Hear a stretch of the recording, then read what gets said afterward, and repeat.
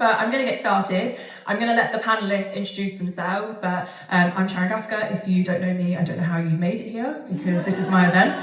But I am a long-standing Refuge ambassador, and I am a founder of a podcast called Girls Know Nothing, and then this is like Girls Know Network, so hosting a plethora of women's-only events to help the creators industry connect and work together. And I'm going to start with Ali, if you want to introduce yourself. Hi everyone. My name is Ali. I'm a forensic psychologist originally, but for my sins was on Big Brother last year. So that's how I've come to meet Sharon and be a little bit more public facing. But yeah, lovely to see you all. Hi, my name is Alexis Court. I always feel a bit awkward introducing myself because it's kind of like, I'm sure you feel the same, it's kind of like there's lots of different things to what we all do. So I'm a clinical psychosexual therapist, which is the specialism of sex and relationships, the biology, pharmacology and psychology of those things. Author, did a podcast a while ago, never been on reality TV, never been on TV in general. That's me. Hi everyone, lovely to be with you today. My name's Sophie, definitely never been on TV. I work for Refuge, so I work as a tech and economic abuse project lead within our team. So I support survivors who are experiencing complex forms of those abuse and sort of work across the training and policy landscapes as well. Now you can see why I got them to introduce themselves, otherwise I could literally spend the whole panel talking about the amazing things that every single person has done. But Sophie, you were saying that you specialise in tech facilitated and economic abuse. So that can, in the world of social media, that can mean so many different things. But what does that actually look like for anyone in here that's unfamiliar? What does that actually look like in real life? Yeah, so tech abuse, we tend to say, is kind of the same old abuse that we've always seen. It's just facilitated by tech quite often these days. So our team was created in response to a growing awareness that there was a tech component to the vast majority of the cases that were coming to Refuge as a national domestic abuse charity. So it tends to fit quite neatly into the same categories of abuse that we've always supported with in terms of physical, psychological, sexual and financial abuse. But nowadays it looks a bit different because we see a lot in terms of monitoring and surveillance. We see a lot of location tracking, and that can be really, really dangerous and difficult when someone is attempting to flee from violence.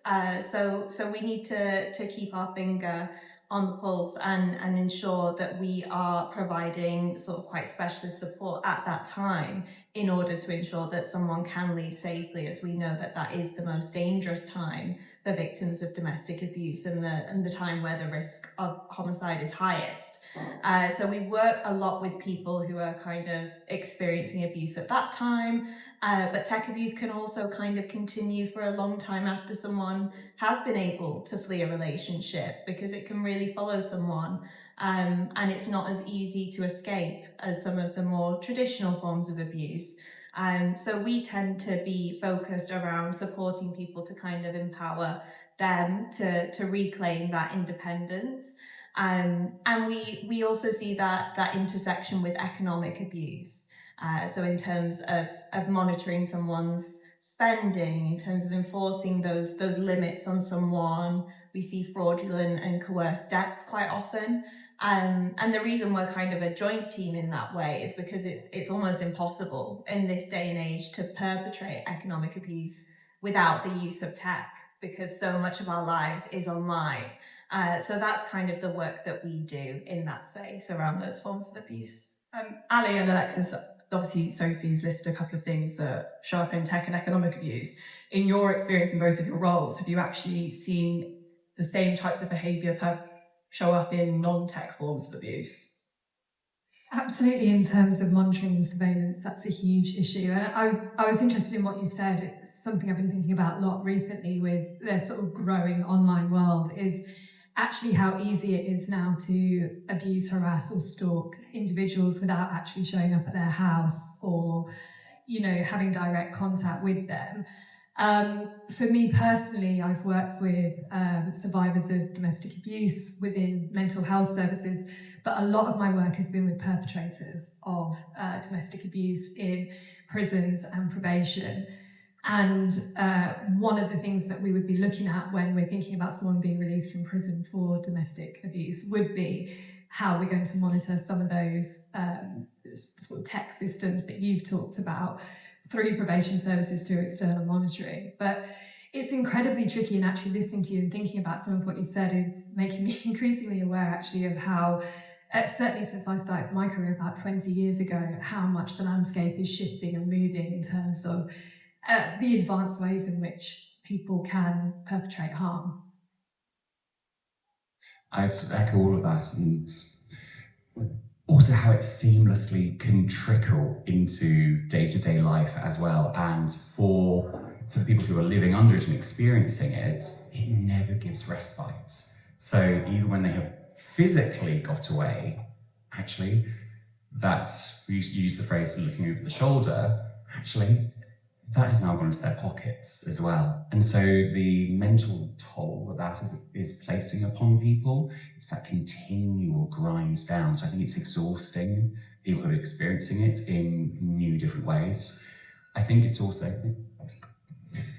I think one of the other things that's happened is that social media is shifting norms around what is healthy or unhealthy communication, or unhealthy or healthy behaviour online, as well as within relationships as well. And a lot of the stuff that tends to go viral is the more, it's more clickbaity, is the bigger, the stuff that's more likely to get a response. And when people are chasing that, rather than necessarily thinking fact or ethics, that's unfortunately how that gets propagated. I think that a lot of the people in this room create content around relationships and lifestyle, and I think that it's hard to disseminate what is a true red flag and what is one of those clickbaity icks, or that this is a red flag, but actually it's just a minor personal inconvenience to somebody's life. And we know that modern forms of domestic abuse are actually increasingly invisible because society thinks that domestic abuse is a bruise or a physical attack. From all of your experiences in all of your roles, what are some of the early signs, red flags that people should actually look out for? Excuse me. I didn't need to put the microphone to my mouth to cough, sorry about that. Well, a few people in the room I've spoken to actually before today about this vast amount of information that we're absorbing all the time by online creators. And sometimes those people might not have the qualifications to be talking about the subjects they might have personal experiences, and that's completely legitimate. But oftentimes people are building careers not off of saying, this is my personal experience. They're saying, this is what an abuser looks like. This is what a survivor of abuse looks like. And it can be really overwhelming and confusing. We have people now creating online posts about narcissism. There's buzzwords, buzz psychology words that are used all the time. Narcissism has become this kind of keyword for someone I don't like. And that's really harmful for people who are actually trying to escape relationships with narcissistic abuse perpetrators, because some of the behaviours described online are not abusive. They might be momentary lapses in emotional control or something like that. So in terms of highlighting what objectively are early red flags, one of the things that comes to my mind straight away is accelerated commitment, or love bombing, as we call it. And again, this is another buzzword here all the time on social media around, am I being love bombed? Is this person just passionate? Sometimes these words can be glamorized or glorified or desirable, things that we're seeking in relationships. But actually, for me, working with particularly men who have perpetrated domestic abuse, love bombing, accelerated commitment, jealousy framed as passion, these would be kind of early red flags I'd be looking for in abusive relationships. I would agree with all of that, and I'm going to particularly just and that bit about when people are creating content based on lived experience. Lived experience is really valid to a point, We are both science-based practitioners. That's what we have to do. And a case study, a test case of 1, is not actually valid data. And so that's one of the really important things that we need to start seeing a bit more of people going, this is my personal story, these are my personal circumstances, this is what personally worked for me, rather than creating an image where, well, if you just actually replicate exactly what I do, or I will tell you what worked for me, because you're one person, and unless they fit into that exact bit of puzzle that you had at that point, it's likely to not work out the same. So we need to own that a bit more and understand that, yes, life experience is important, and it's really important to hear these real stories as well, but that cannot transpose and speak for everybody in every circumstance as well. Sorry, I was just going to jump in because exactly that point. Are you presenting yourself online as a professional or someone of your own experience? Creating that delineation is so important. But as I was making my own point about sort of early red flags, thinking about love bombing or accelerated commitment that's incongruent with the length of time you've known somebody, actually, in terms of what would be a healthy level of commitment. Thinking about what we see online is often straight relationships that are represented. So I'm a queer woman, I'm in a lesbian relationship, and in the queer community, accelerated commitment is definitely more accepted, I think, than in the straight community. So particularly amongst sapphic communities, we will laugh and joke about lesbian speed or things moving at lesbian speed, and that's normalised because within our community that's a cultural norm that actually, because women are socialised to emote differently and relate differently, connections form faster, so that can become more normalised. So then how do you differentiate between that and love bombing when it's so socially acceptable within the queer community? And thank you so much for raising that, because that was on my flag to raise later. So amazing, so glad you're here, thank you. Because it does these things will also look differently according to which community and which identity you wear and sit within. Like, I am a gay man, so it will look differently from all of our relationships. It will also look differently in different cultures as well. And so understanding all of those cultural norms and the nuances within those are really, really important. Because again, it's not going to be flat. But to go back to your question and finally answer your question, thank you for your patience. One of the early warning signs that I would look for is, do you feel safe to disagree? If you disagree, what happens? As a relationship therapist, one of our things that we look for is rupture and repair. That's one of the most wonderful things that you can see in a relationship, where you can have a rupture, a disagreement, even an argument, and then repair afterwards. That's a really, really important sign of a healthy relationship, where you're not getting punished, where you're not getting put in a timeout or given the cold shoulder or other restrictions coming in. So do you feel safe to disagree, would be my question. I guess, Sophie, obviously working in the section of Refuge that you do work, and having done amazing things together with the Online Safety Bill, now ACT, having gone to lots of secondary schools to talk to young people about early signs of domestic abuse, maybe non-physical signs, is there a concern that young people normalise a lot of behaviours that, you know, people on this panel would see as massive red flags? Yeah, I think that's certainly a factor. And I think in terms of the content creation, obviously there are a lot of young people using social media. And I think in terms of what we're talking about, you know, differentiating between care and control can feel more confusing when you're younger, you know, and you're more susceptible to the messaging you're hearing. And that sort of ties into that sense of responsibility that creators obviously have to kind of demonstrate that nuance.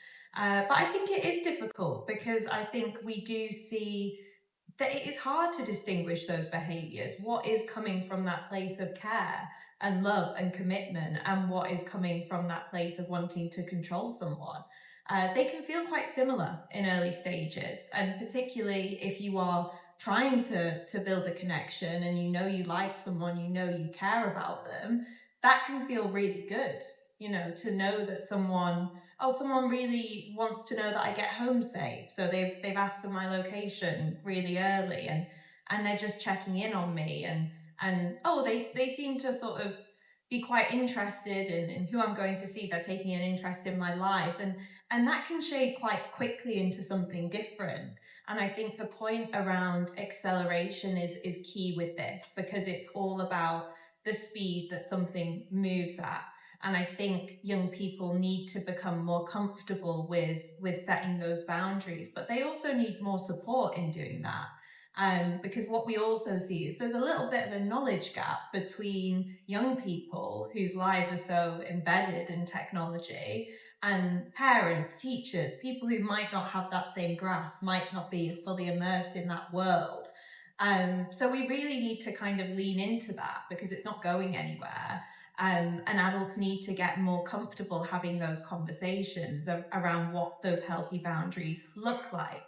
As you say, within queer communities, I remember myself, we do see that there's different ways for relationships to unfold. And I think that's a key part of the conversation, because we can't assume that abuse will look the same in every situation, and we can't kind of pigeonhole people and say that experiences will always present in the same way. So I think it's about ensuring that you have that trusted network as well. And you should feel safe to discuss relationship problems, not only with the person you're in a relationship with, as you say, but with the people around you that care and can be there for you through that as well, because we see a lot of attempts to isolate when someone is experiencing that control. There's a big sense of, us versus the world often, and that can really be manipulated by a perpetrator. So I think we just need to really be mindful of what our education system is teaching young people around what a healthy relationship looks like, particularly when we're seeing a little bit of a resurgence, I would say, in these discussions of traditional gender roles, across social media. It's an interesting time to be talking about these issues, and I think it's a really important conversation, because social media is a huge part of the lives of young people in particular. Probably a bit of a personal question. Personal to me. I'm not going to ask you guys about your personal lives, but obviously people in this room, people that follow me on social media, will see that I have now, for the first time in my life, been very open about being in a relationship, and it's a heterosexual relationship. It's very healthy. We meet the criteria where we're safe to disagree with each other, and we do disagree on a lot of things, but it's a safe space to do that. I am acutely aware that I often romanticize the speed at which we got into the relationship and the speed that we got to where we are at, because of certain circumstances. But obviously that's the sexy part of relationships on Instagram. When you think about algorithms, and creators here all care about, your lip clicks and all that stuff. What can people like me do to maybe not show these things as healthy and normal? Do we think that the internet can necessarily harm how we view healthy relationships? Because do you understand what I'm saying? I have a healthy relationship, and I want to show that on social media, but I also want to show what makes it healthy, as opposed to, we go on nice trips together and we got into a lovey-dovey space at a very quick speed, because that's not normal. And I'm acutely aware that I want to show that on social media. It's a very big question, very long-worded. I could have done better with that. I think one of the best things that we could do is re-establish what the baseline of a good relationship looks like. Social media has made a good relationship look like huge, over-the-top, staged, artificial moments, because you feeling unwell and your partner remembering that actually they're quite unwell at the moment, so I'll get some extra tissues and I'll get their favourite snacks. That doesn't go viral. Or you actually rushing, so your partner taking the washing out doesn't go viral. Or you going, oh no, okay, I know I've got this fun thing that I'm supposed to go off and do with my friends, but actually he needs me to go and do that, I'll go and do that. Doesn't go viral. And all of those things are just casual, small, every little day signs of a wonderful, healthy relationship. And actually a lot of the things that tend to go viral in relationships, when I see them, if they pop up on my phone, I'm like, oh dear, what's that hiding? What's that masking? What are they needing to perform to balance out or to hide. And so again, part of the thing we all need to do with all of our social media is be a lot more real about the dullness of life as well. Like a good, healthy relationship isn't a relationship that always has to be the most exciting, the most like high octane. Sometimes it is okay to be dull and just comfortable together. And there's a wonderful beauty in that as well. So us celebrating those small, duller moments is going to be great and important as well. Can I just come back to a point that you raised about boundaries? Because boundaries, again, to your point about buzzwords, such a buzzword online, and one of the key things that we miss in that is that boundaries can really easily be mistaken for control. Boundaries are about your behaviour, not about what somebody else will or won't do. We famously saw it with Jonah Hill. It's like, you're not to have any male friends, that's just one of my boundaries. That's not a boundary, that's another lever and mechanism of control. And as a therapist who has worked with a lot of male victims of coercive and controlling relationships, one of the things that we tend to see a lot more now than even 4 years ago is where the female partner in the relationship has put in mechanisms of control and passed them off as her boundaries. And I'm not saying this is exclusively an issue that women do, but because of the way pop psychology has kind of crept in online, what I think is going on is that people are feeling those insecurities, those things that make them nervous or uncomfortable in relationships, and rather than having an honest or candid conversation about the vulnerability, about their fears, they're listening to people who haven't perhaps necessarily been honest about their experience or what position they're coming from, to your point earlier. And they've been like, well, boundaries are X, Y, and Z. And so they've latched onto these boundaries as ways of making them feel safe.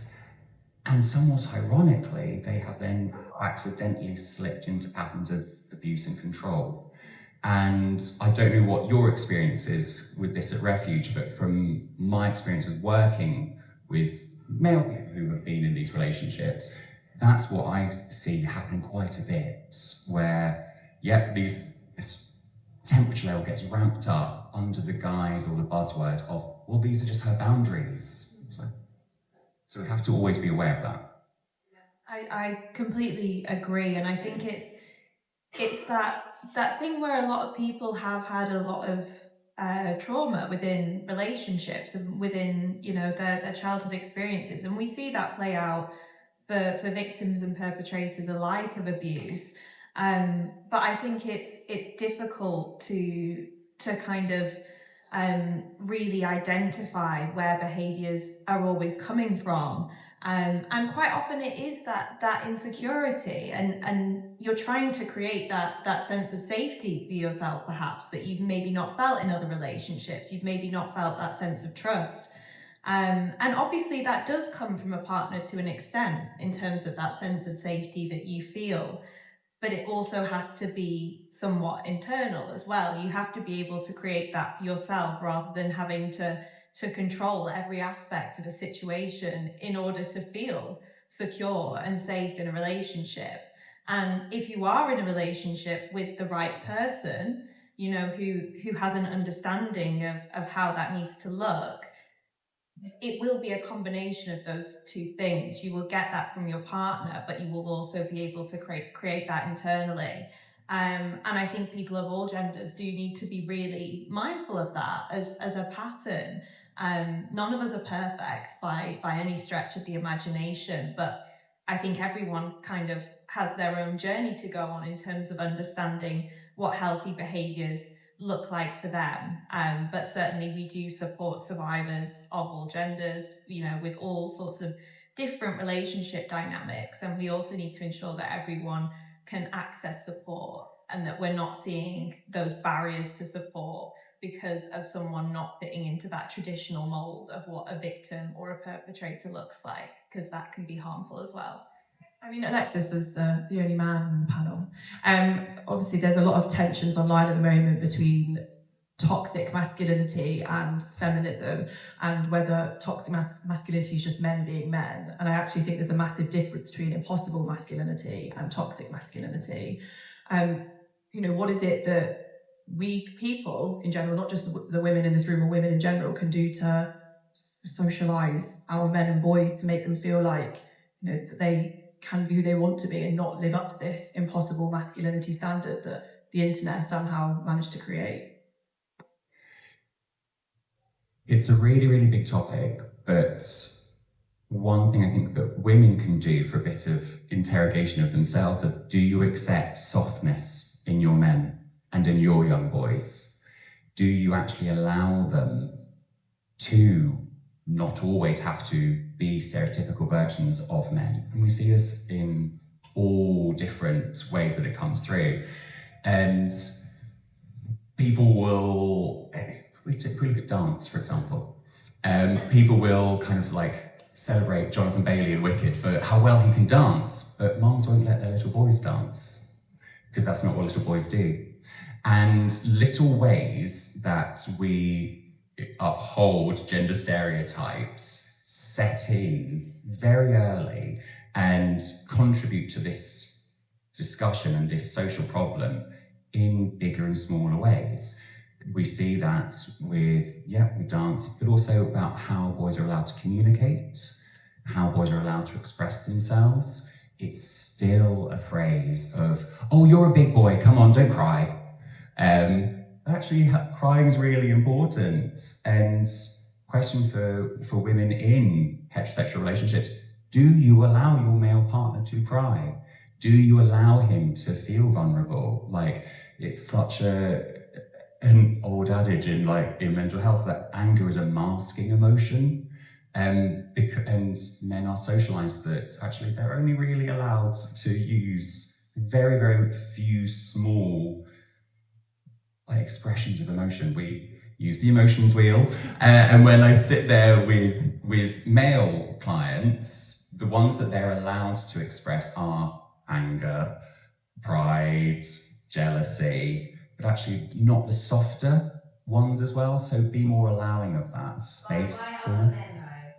Pardon? It's not women who's got them for being soft, it's other men. You keep referring to women, sorry. Ali's probably going to take it. Well, I am talking about it in relationships because actually I think that this is a really, really great point, and thank you for doing this, because I think that actually we can get into this, men are doing, we know that's part of the conversation as well.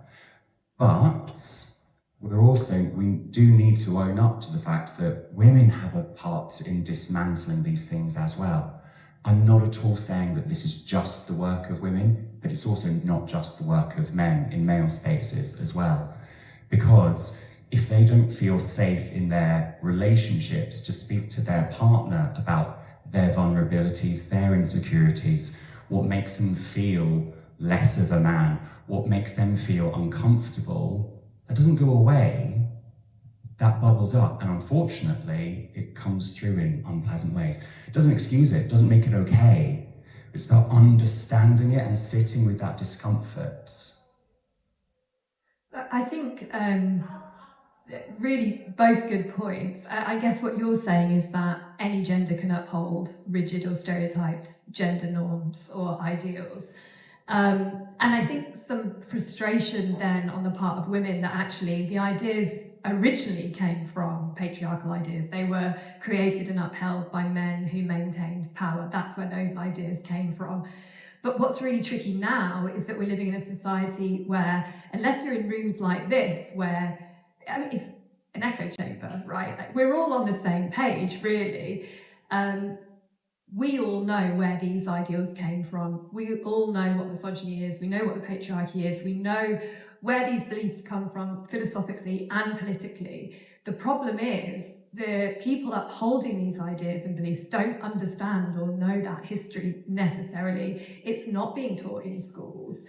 And people feel very attacked when you try to talk about it, particularly men. Most of the defensiveness I've had when I've tried to broach the subject of toxic masculinity, which I did very publicly on television, by the way, and it worked out very badly for me at moments, although I did win, so maybe there's some win for the feminists in there somewhere. But what do we do when there are women upholding rigid gender norms as well? There are women going online and saying, men give me the ick when they cry, or we've seen that a lot, right? That's new trends coming out about what gives women the ick, and often it's men having kind of traditionally feminine traits. So how do we start having conversations with people that need to hear them, people that are not necessarily really media literate and are not necessarily approaching social media from like a critical analysis perspective? They don't have time. People are busy living their lives. How do you know what bit of information you're getting is valid or reliable? And how do you have conversations with people that have these ingrained ideas that need to unlearn them on the ground so we can start reducing some of the problem of domestic violence? And we see that now. I'm going on a massive tangent, but thinking about the resurfacing of the trad wife, and of course, people are absolutely entitled to live their life how they want. That's the whole point of feminism. If it's your choice to stay at home and raise a child, fantastic, that's fine. However, what we know is that when those ideas are perpetuated in society, that we know from research and statistical analysis that rigid ideas about gender norms perpetuate abuse and violence. And actually, when I'm working with people who perpetrate domestic violence in prison, one of the things that we assess for and look for is patriarchal ideas and standards and rigid gender norms. And yet out here in the real world, we're seeing a decline actually backward into that way of thinking. And then that's coming into conflict with feminism that's saying that actually freedom to choose, freedom to do whatever you want. I guess the question is, how do we have nuanced conversations where we can unpick these ideas, unpick the origins without triggering defensiveness? And that's really hard, because I've spoken to many a nice man about ideas that they've projected that to me sound quite misogynistic. And they'll come back with, but I'm not a misogynist, I make a cup of tea for my nan. How do you tell your average nice guy who is unwittingly causing harm or projecting harmful beliefs that actually you're the thin end of the wedge in terms of misogyny and violence? You may not be acting violently yourself, but you're perpetuating an idea that we know on a societal level leads to violence. You're the thin end of the wedge. The thick end of the wedge is the perpetrator of the actual violence. How do we start talking to the nice guys about actually what are you doing to break down some of these ideas? I'm not sure if that makes sense. I just went on a massive rant. It really did. I'm interrupted, sorry. It really did, and it really is everywhere. Like, I sit within the gay community, and there is, to your point about the nice guys that you sit with, like, again, everyone thinks as like a lot of gay men as being kind of like really great friends and advocates for women. There's so much misogyny within gay male community as well. And again, it's part of that same thing, because we are bathed in it from a very young age, just as we are bathed in homophobia, just as we are bathed in racism. And so it's unpicking all of that for all of us and sitting in a very difficult place of grey where we need to look at everybody and all of us do a little bit of work. I mean, in going off back of those, what kinds of conversations we should be having with people. There's people in the audience that have been on dating shows that are edited for entertainment purposes. And we know that sometimes quite often they display very toxic relationship traits. And that's what is projected straight into the living rooms of impressionable young people. How can people like myself or other people in the audience and parents approach those conversations with children that, this is edited heavily for entertainment purposes, is not what a real relationship should look like. And these are also people that are put under extreme, intense circumstances so that their normal behaviour isn't what comes out in these shows. I think I love reality TV. That's why we love reality TV. It's never a criticism of reality TV. Humans have been educating each other by storytelling for millennia. Cavemen times, painting pictures on the wall. Now we have reality TV. This is how we are telling stories about ourselves, about humanity, about relationships via these narratives that we see online.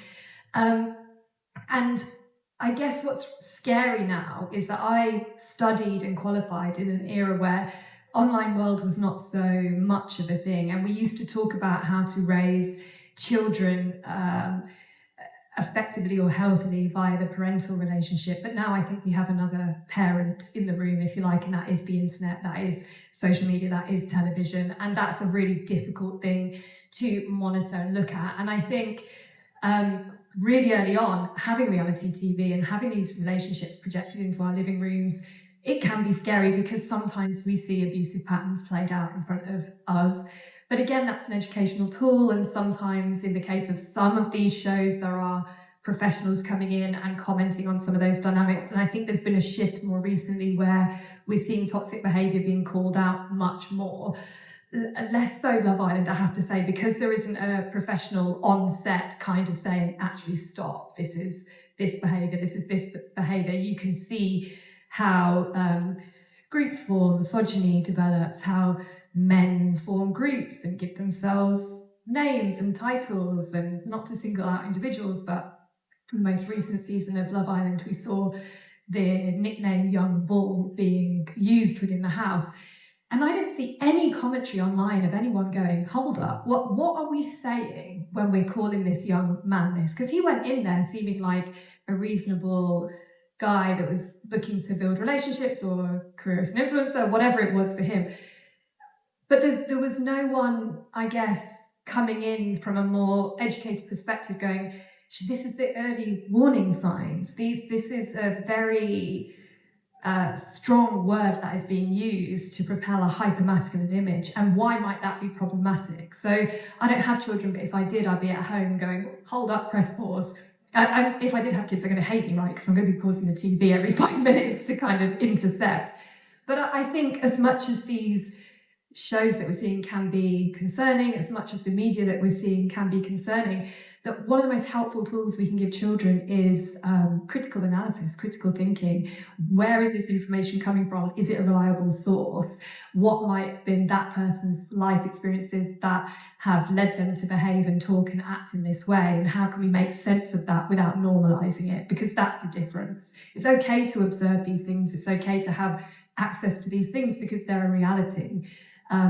But how do we help particularly young people growing up discern what's normal and what's healthy?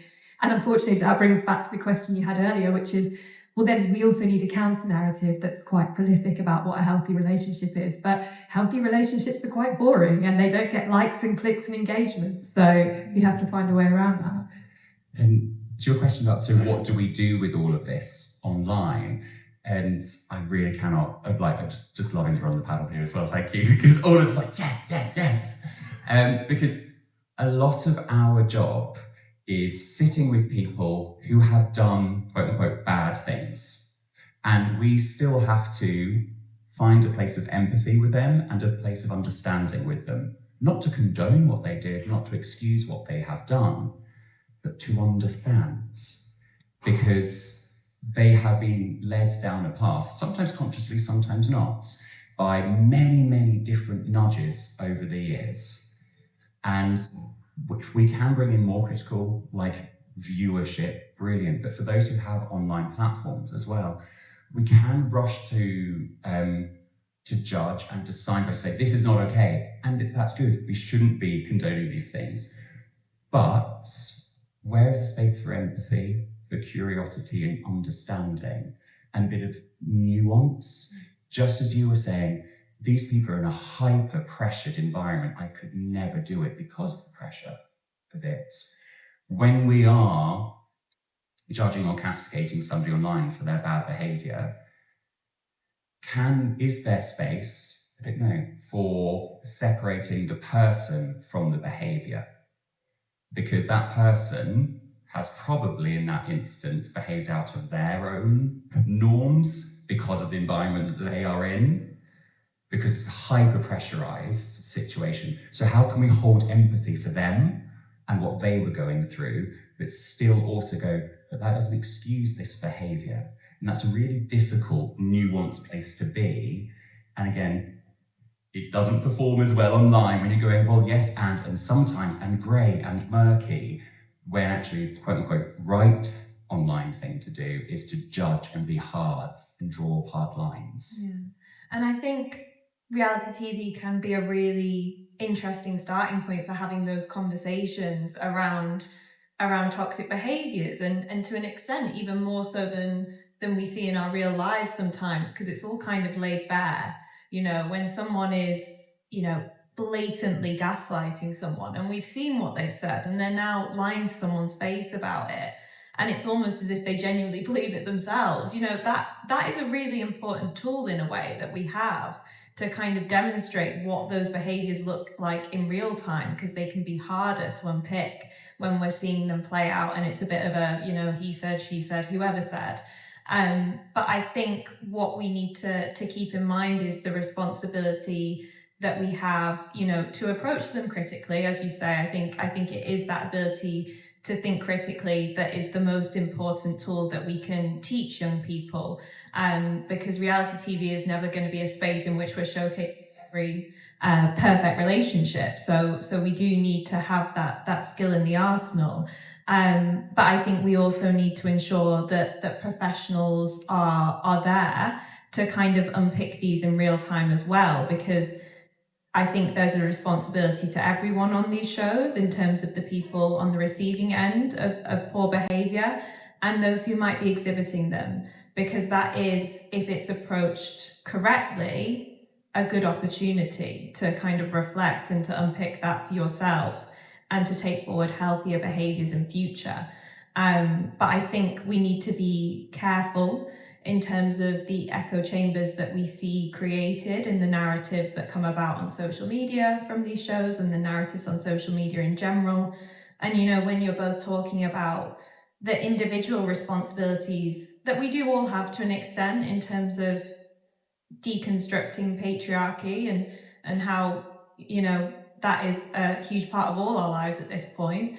But I think we also need to keep in mind the responsibility of platforms and governments and corporations as well, because we do see that algorithms reward that kind of content.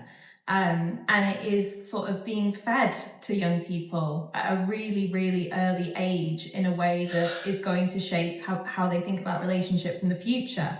I think they say that with TikTok, for example, it takes an average of around half an hour for a 13-year-old boy to be shown Andrew Tate content when they create an account with that profile, with that demographic. And I think we need to ensure that we focus on these systemic levels of normalization of abuse and bad behavior as well. Because we do see that profit comes first, you know, at the expense of our young people, at the expense of all of us.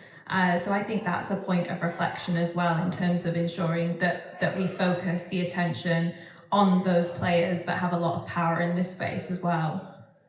So you guys have made my hosting job so much easier, because you basically answered all the questions that I was ever going to put to you guys. But before we open it up to people in the audience, you know, if I was to sit down and make a video when I go home later tonight, or if a friend approaches me and says, like, you know, these red flags are appearing, and they recognise toxic behaviours in their relationship, what is the first step that you would advise somebody to do, or that I would sit down and say in the video?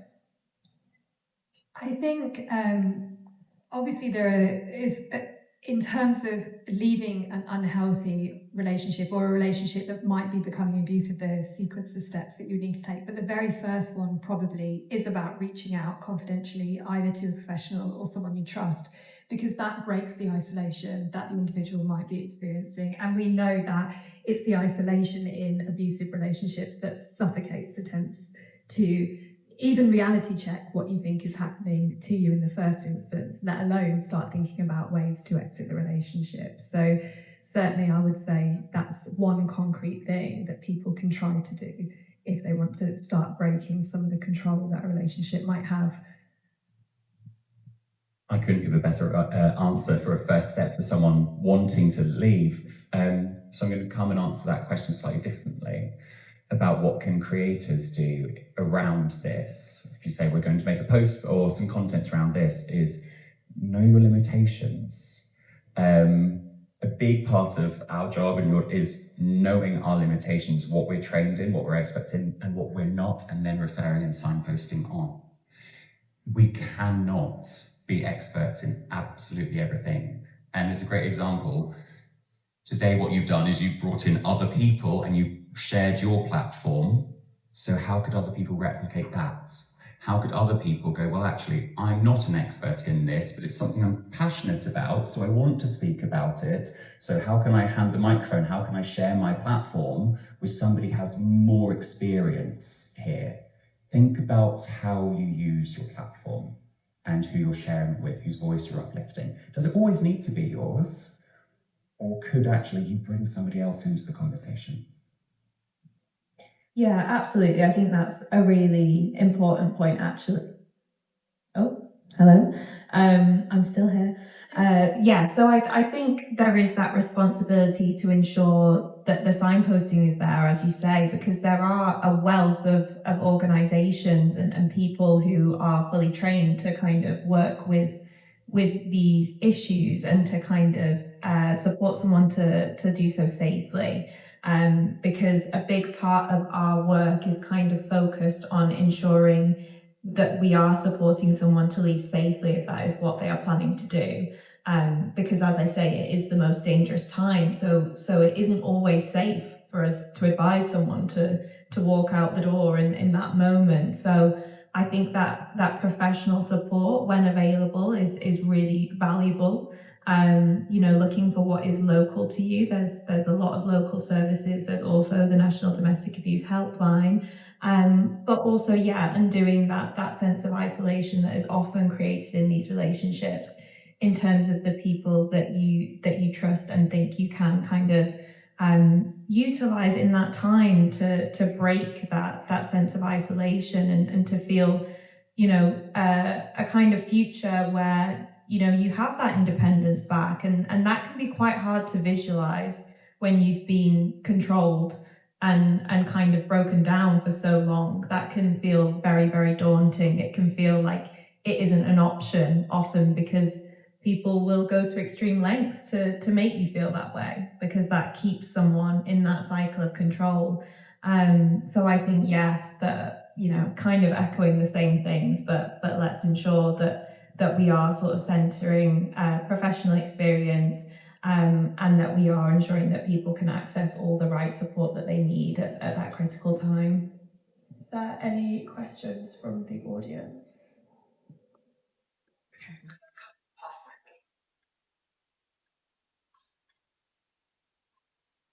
Hi guys, this is not for Sophie, it's just a random question that I was just thinking about whilst I was sat here, you guys was talking. What is the highest kind of form, obviously there's different forms of abuse, as you spoke about, the financial abuse, the sexual abuse. What do you feel like is highest level that you guys are, sorry, can you hear me? Hello?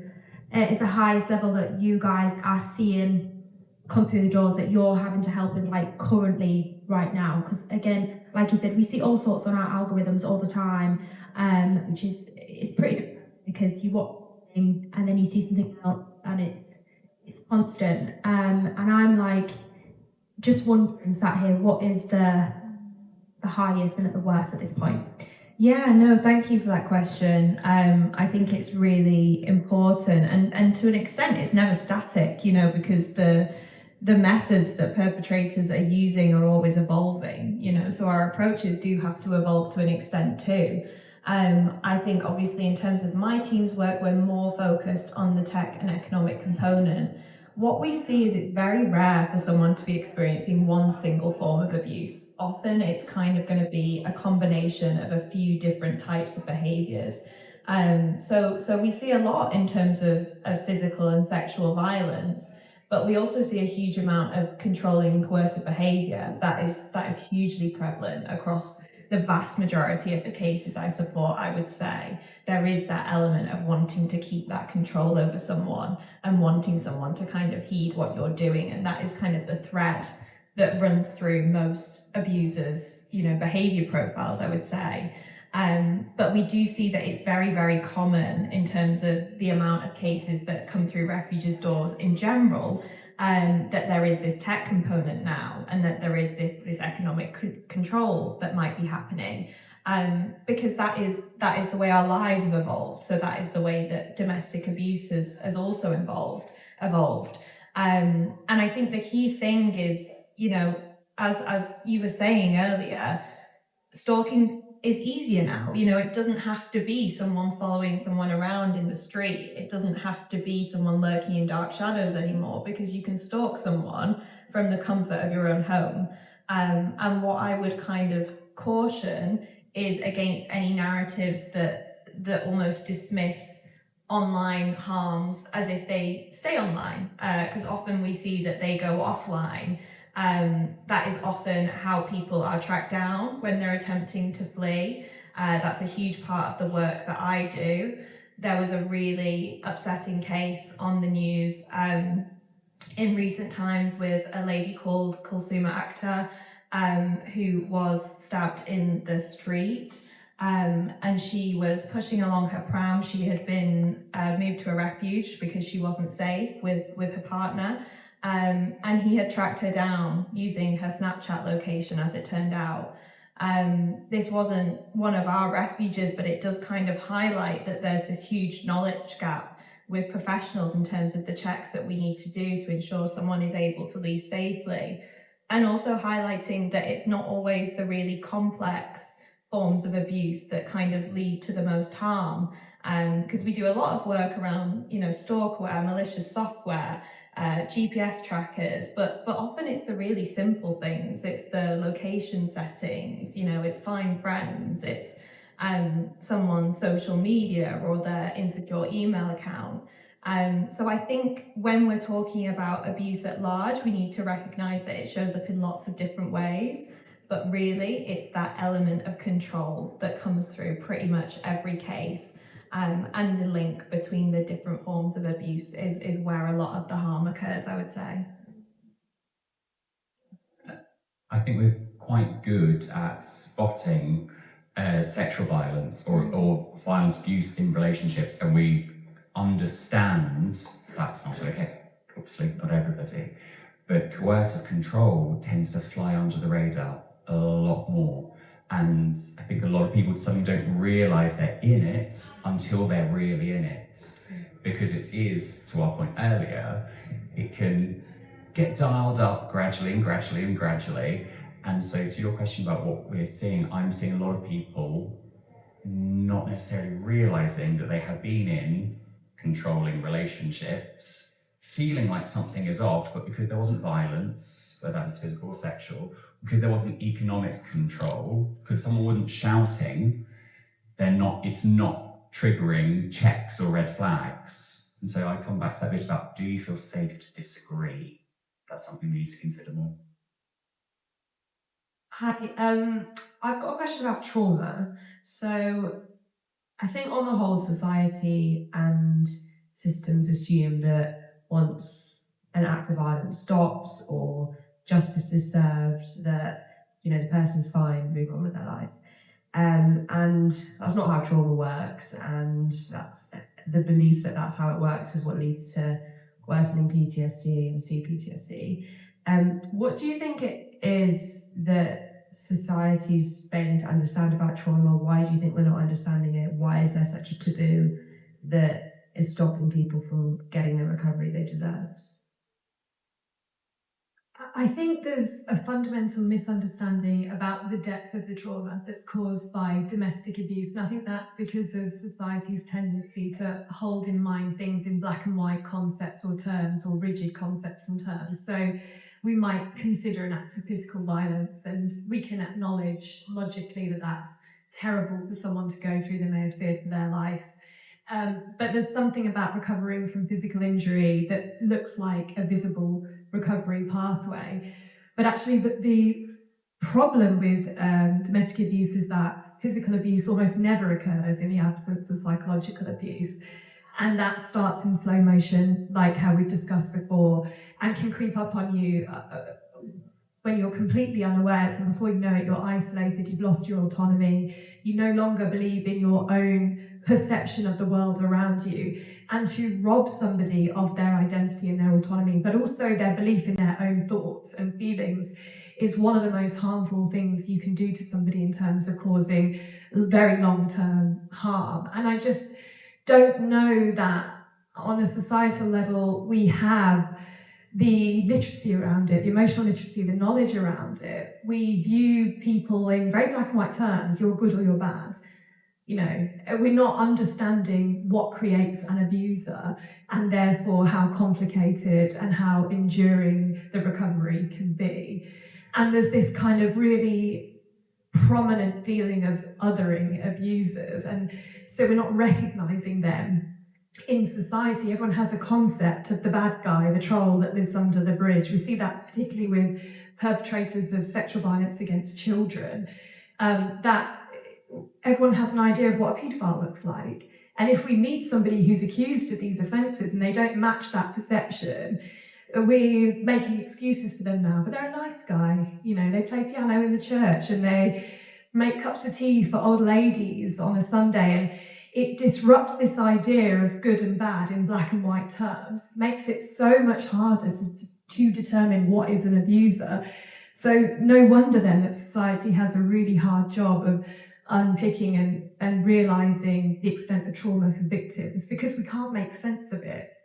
You know, we're living with stereotyped ideas about what victims or survivors look like. Well, she's got a career, she's doing all right, you know, she should have known better, she should have left. And there's this huge amount of unlearning that needs to happen before we can have a societal baseline level of compassion for survivors, I think. It's really complex. You know, abuse is psychological, it's relational, it's societal, it's cultural, it's systemic, it's perpetuated on almost every level of what it means to be a human. And really complex sometimes, but that's not how we as humans are programmed to understand the world. Good and bad, evil, good. Do you know what I mean? The perfect victim, the not so perfect victim, the deserving victim, the undeserving victim. Horrible language, I'm aware that's horrible language that I'm using, but that's how I think people are making sense of people that come forward with stories of survival, and why the compassion doesn't extend beyond the event has finished, therefore we must move on. And you say that human beings and society isn't set up for complexity or nuance or grey, let alone social media. Again, we keep talking about the prevalence of the algorithm and this fight to go viral, fight for clicks or shares, which drives people away from nuance and in-depth and exploring things. And pick up on what we keep on saying about when views go viral and pop psychology speak, like gaslighting or boundaries. Trauma is a hugely overused and misused phrase online as well. Not every bad thing is traumatic. Not every single thing which happens is a trauma. And when we just misuse it in casual ways, to try and over-egg a story sometimes, or to try and make something seem or sound more salacious or get more views because we're dialing it up for content, actually what we're doing is we are undermining real experiences of trauma, because then it's like, oh, well, here's another trauma story, here we go. And we're inuring ourselves to quite big things. I think that's one of the reasons why we're starting to see is draining of compassion, and how and it's turned into a scenario where suddenly every survivor has to be inspirational or broken. But what about people who are just normal, who are just everyday, who are just getting along? That in itself is a great success story, but doesn't go viral. So it's, what are we doing? What are we platforming? What are we expecting from people? It's making me think actually about this idea that there's a generational gap between understanding trauma and how we respond to trauma. And I think I'm thinking about some of the narrative online around snowflakes and Gen Z and not everything's a trauma, and how do we make sense of what a trauma is and what a trauma isn't. And I think that is, those questions are contributing towards what you described as compassion fatigue or empathy fatigue. I think that's a problem that is absolutely endemic in society in general is compassion fatigue, but we're also desensitized. You know, we're asking people to have compassion for survivors of domestic abuse, but every day we're having live stream genocides to our phones. Do you know what I mean? And it's an overload of information all the time. And I think we're now starting to disconnect the humanity from the stories that are being fed to us. And I think that's really problematic in terms of how we hold empathy for survivors. Hello. So I support women that flee domestic abuse. And one of the things you talked about was about good and bad. And also so that links with generational. So my question is with the good and bad that you were talking about and generational upbringing, how do you then start unpicking? And that's probably a big question, but how do you start unpicking it? What would be the first stages? Because we see a lot of women that come to us that flee domestic abuse, and it's such the norm to them because they were brought up with family that went through that, so they think it's the norm. So it's like, how do we start unpicking that and educating them? What would you recommend? It's a really difficult question. And this is why, and I guess it links to your question as well about the idea of enduring CPTSD and how long that can go on, because actually what you might be talking about is generational trauma and ingrained beliefs that have been passed on and passed on and passed on. And then, you know, a culture or society that might enforce those beliefs around the individual, thinking about sort of some cultural expectations, particularly of women as well, and what that might look like according to your background, your race, your ethnicity, your culture, your religion.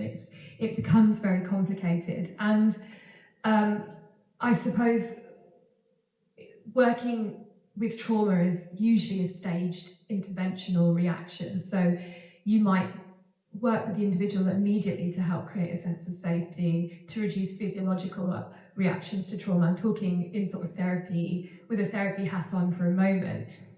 But I don't think that's the question you're asking me in terms of how do you reduce initial symptomology or reaction to trauma. I think the short answer is years of work with an individual, years of work, years of supporting somebody to go through the initial trauma response, but then unlearning the sort of conditioned response that they've had to abuse, and that can take a long, long time. And it's not linear, it goes up and down. They may enter a new relationship, things might surface for them, and they're going to need support again. And I suppose my question would be, do we have those systems in place to support what might look like a lifetime of recovery for somebody who's fled domestic abuse? And I don't think we do. Yeah. Sorry. I think your point around time is the biggest one, because, you know, if you're coming from a domestic abuse service as well, you'll know better than most that we don't have a lot of it in terms of how underfunded, how stretched we are as a sector, and what pressures we're working under when we've got high caseloads and lots of people to think about and lots of different types of risk to assess and manage in real time. So there is that question of whether systems are able to do that in terms of the longer term support at the minute. And I think that would require investment, you know, that would require more commitment from governments and from people. But it's bigger than just, you know, the domestic abuse sector or individuals. I think what we see often in cases is the ways in which different systems fail people at a time where they really need that sense of safety. That's often insecure housing. We have real barriers with securing housing for someone that is safe and suitable when they're fleeing abuse. It might be someone's insecure immigration status, which makes it even harder to flee. It might be the racism that someone has experienced in tandem with the domestic abuse that makes it really hard to unpick it all and unlearn all of the things that you've been told by an abuser.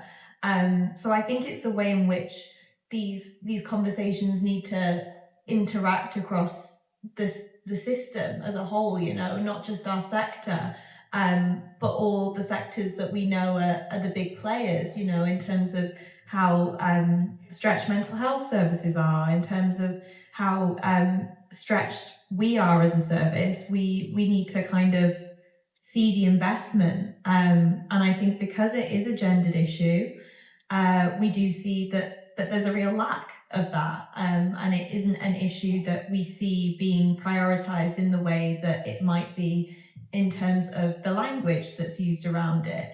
Is that actually happening in terms of where the funding is going, in terms of where services are commissioned? So it is about time. And I think, peer support can be really valuable as well. We see, sort of survivors having really positive experiences with that sometimes in terms of our services and, the support groups and the programs that are available.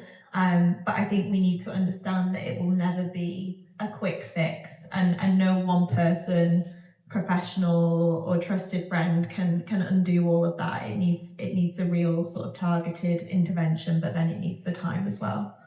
And my two fellow panelists have continuously given brilliant answers, so I'll come to this from a different bit. To your point about generational unpicking, actually one of the best things that we can do for that preventionally is think about sex and relationship education in schools, about relational role modelling for young people. And one of the things which gets cut so quickly is sex and relationship education. And yet actually that shows up in people not understanding what healthy relationships looks like, people not understanding informed consent, people not having full understanding of their bodies, people not understanding their emotions. And so actually one of the best things that we can do to challenge this and unpick this from intergenerational perspectives is work with young people to give them the education so they make better choices because they've got more information. Thanks, guys. That was a very good answer. I'm just going to wrap the panel up now because I'm conscious of time. I know that feels very doom and gloom. Obviously, domestic abuse is a very heavy topic, regardless of whether you talk about it online or you know somebody that's experienced it. So I want to say thank you to my panelists and thank you guys for coming.